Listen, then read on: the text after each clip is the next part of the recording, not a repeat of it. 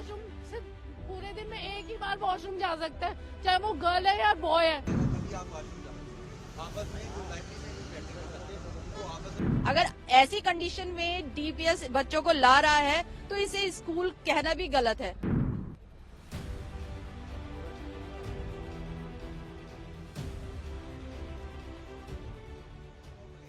देश के जाने माने दिल्ली पब्लिक स्कूल के बाहर छात्रों के माता पिता का विरोध प्रदर्शन जारी है।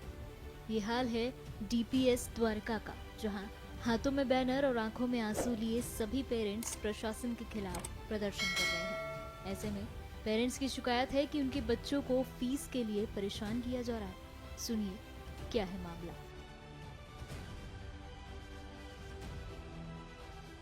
ये 25 दिन से स्कूल हमारे बच्चों को लाइब्रेरी में अरेस्ट कर लेता है, क्लास अटेंड नहीं करने देता, मंडे वीकली एग्जाम्स नहीं देने दे रहा है, 10th की स्पेशल क्लास हुई उनको अटेंड नहीं करने दे रहा है, उनको लाइब्रेरी में अरेस्ट कर देते हैं। उनको अगर वॉशरूम भी जाना है तो स्टाफ के सुपरविजन में ही जा सकता है। लाइब्रेरी में भी बैठ के वो एक दूसरे से बात नहीं कर सकते हैं, उनको एक दूसरे से बात नहीं करने दी जाती है। साथ ही साथ अगर कोई भी वजह हो, कानून और लॉ ये कहता है कि बच्चों के साथ आप कोई भी ऐसे हथकंडे नहीं अपना सकते, लेकिन स्कूल प्रशासन, स्कूल मैनेजमेंट मनमानी फीस वसूलने के लिए बच्चों के हथकंडा बना रहा है, अभिभावकों को ब्लैकमेल करने के लिए।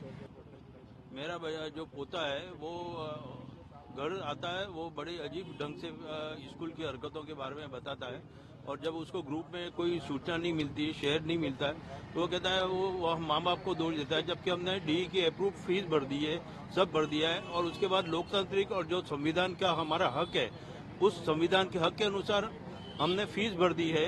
और शिक्षा का जो मूलभूत अधिकार है, शिक्षा के मूलभूत अधिकार से ये डीपीएस उसको वंचित कर रहा है, जबकि उसकी फीस भरी जा रही है और डी के आदेशों का भी उल्लंघन हो रहा है। लेकिन इसका सरासर बच्चों पर बुरा असर पड़ रहा है, और वो घर आके भी पेरेंट्स के साथ इस प्रकार का मतलब इल फील करते हैं, और उनकी मतलब नाजुक स्थिति हो जाती है कि पेरेंट्स की भी नाजुक स्थिति हो जाती है कि अब बच्चों को क्या जवाब दें। मेरे दोनों बच्चे प्रमोट हो गए हैं, बट उनको सेक्शन अलॉट नहीं किया गया है। अभी भी हम जाते हैं तो वहाँ सेक्शन उनका नहीं दिखता है, और तो मेरे बच्चे क्लास में पढ़ रहे हैं, उनके साथ स्कूल किसी से मिलता नहीं है। मैंने डीई के माध्यम से हमें नॉमिनेट भी किया गया था कि आप जाके मिलेंगे, प्रिंसिपल ने मना कर दिया, बोला कि जब तक हम मैनेजमेंट से बात नहीं करेंगे हम किसी भी पेरेंट्स से बात नहीं करेंगे।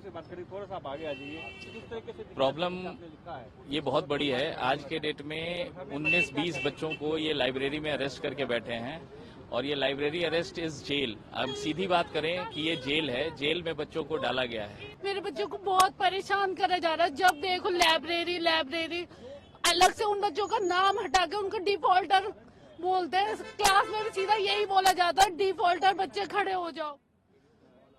लाइब्रेरी में बैठे होते हैं तो उनको वॉशरूम सिर्फ पूरे दिन में एक ही बार वॉशरूम जा सकता है, चाहे वो गर्ल है या बॉय है। 9th क्लास का बच्चा टीनेजर है, उसको वॉशरूम जाने की कभी भी जा सकता है, पर कोई मतलब नहीं है। वो गर्ल है, स्कूल की व्हाइट ड्रेस है, लड़की को पीरियड्स हो रहे हैं, उससे स्कूल वालों को कोई फर्क नहीं पड़ता है। सबसे बात करिए, हमने स्कूल का क्या एजुकेशन का जो भी मंदिर है, जिनको ये मंदिर कहते हैं, क्या फायदा। मोदी जी स्कूल परीक्षा पे चर्चा करते हैं, पर यहाँ आके हमारे बच्चों के लाइब्रेरी में बैठ के उनसे चर्चा करें ना, उनके ऊपर बीत क्या रही है। अभी 4 अप्रैल को यहाँ पे डीओई का एक इन्वेस्टिगेशन हुआ था, सुना काफी ऑफिसर्स आए थे।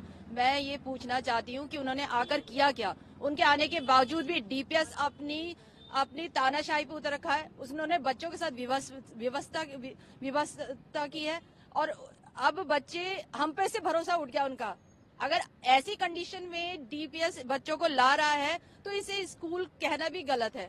बच्चों के अंदर उन्होंने ऐसा वो भर दिया है कि वो स्कूल आने से कतराते हैं, जबकि हम पूरी फीस पे करें, फ्री में तो नहीं पढ़ा रहे, पूरी फीस पे कर रहे हैं यहाँ पर, फिर उनके साथ ऐसा क्यों किया जा रहा है। दूसरी बात, डीपीएस को अगर बात करनी है तो हमसे आके बात करें। हमारे बच्चे उनके सामने सर उठा के बात नहीं कर पाते हैं, वो लोग उनकी इतनी रेस्पेक्ट करते हैं, इसके बावजूद वो लोग उन्हें लाइब्रेरी में बिठाते हैं। वो मासूम है, इनोसेंट है, वो उनके सामने सर उठा नहीं सकते, तो बोलेंगे क्या। हम जवाब देने के लिए तैयार है, हमसे आके बात करें। और मैं ये डीओई अपने डायरेक्टर इनसे पूछना चाहती हूँ कि वो लोग आके किया क्या उन्होंने आकर। बच्चों को इतना विश्वास जाग गया था कि हाँ अब कुछ होगा, हमें भी विश्वास जागा था कि कुछ होगा। हुआ क्या वो सिर्फ एक एक्ट था? क्या एक ड्रामा था? अगर वो ड्रामा नहीं था, अगर वो सच था, तो शायद आज मैं यहाँ फिर दोबारा खड़ी नहीं होती। इतने सारे पेरेंट्स जो अपना सारा काम छोड़कर, सब कुछ छोड़ के यहाँ पे आके खड़े हो रहे, बार बार मजाक है। आप लोग अपनी गद्दियों पर बैठ के कर क्या रहे हैं?